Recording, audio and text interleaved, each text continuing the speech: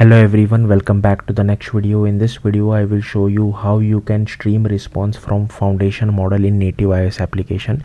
So let's get started. Now I have already ran the application. Here you can see I'm asking it what are the places to visit in New Zealand. So soon you should be able to see the stream response inside this Xcode console. Related to UI, I have not written anything on the UI side. Here you can see the response is getting streamed. Now the response was pretty quick. I'll tell you why. So if I'll just increase this to 100, then I think you should be able to see it in more proper way. Related, I'm using UI kit, but if you want you can use Swift UI as well. There is no UI as such. Everything is written inside view did load, so as soon as the app loads, our response will start getting printed.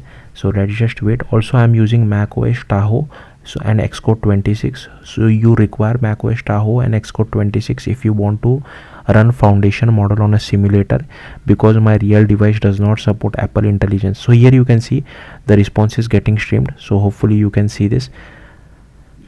Also one more thing related to streaming which I want you guys to be careful about. If I just scroll up, here you can see, so this is one of the partial response, right?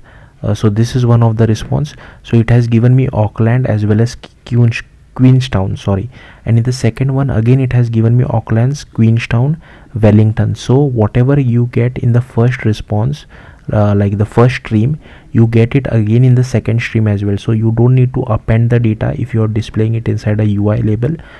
You just have to assign it every single time when you get the streaming data. So be careful with that. If I just show it to you in more proper way, here you can see I'll just use this dot names as well, so that things would be more clearer for you and you won't see this garbage. Okay, it is an array, right? So I can just convert it to a string. So something, I mean array also can get printed, but just to make Xcode happy. Okay, I think it already ran anyways.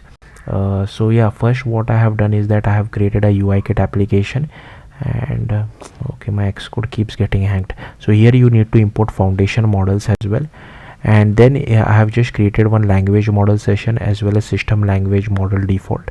Then inside view did load, we are just checking for availability. If the Apple Intelligence and foundation models are available, then we just need to do session.stream response, and here you can ask whatever prompt you want. And here what I'm passing is basically a guided generation. I'll talk more about that later on. What is a guided? So let's just talk about it right now itself. So here you can see I have created, so here you can see the response, right? So if I just scroll up, here you can see this is the first response, Auckland and Wellington. In the second response again you get Auckland and Wellington, then you get Queenstown, Milford. Okay, and if the third response again is Auckland, Wellington, Queenstown, Milford, along with some other names as well. So be careful with that. Don't try to append data, just try directly assign the data.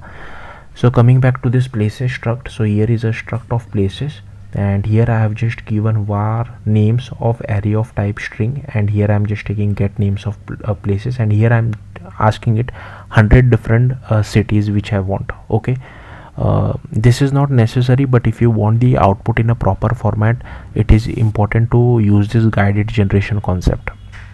Then let's go back to our view controller, and that's what I'm saying. Inside generating places.self, then we just loop over it and we just print it to the console. And in case Apple Intelligence it's not available, then we do this. In case model is not ready, then we do this, and this is for default use case as well. So yeah, that's all there is to it. If you have any questions, do let me know in the comments. Thank you for watching. Bye.